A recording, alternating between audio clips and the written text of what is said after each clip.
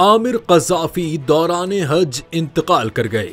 Libya से ताल्लुक रखने वाले आज़म हज आमिरुल महदी मंसूर क़ज़्ज़ाफ़ी तो सबको याद ही होंगे। ये वही शख्स हैं जिनके बगैर हज की परवाज ने परवान भरने से इनकार कर दिया था और ये हैरान कुन मौजज़ा पूरी दुनिया में तवज्जो का मरकज बन गया।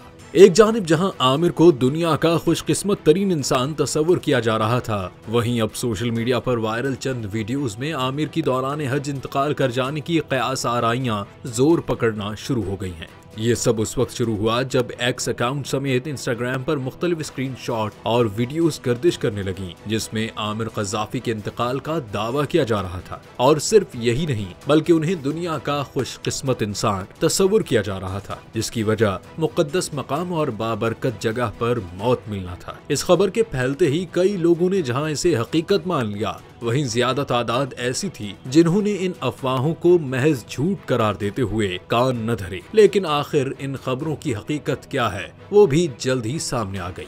ताहम ये रिपोर्ट्स गलत साबित हुई हैं, क्योंकि आमिर क़ज़्ज़ाफ़ी जिंदा हैं और उनकी एक हालिया वीडियो ने इन अफवाहों की मुकम्मल तौर पर तरदीद कर दी है।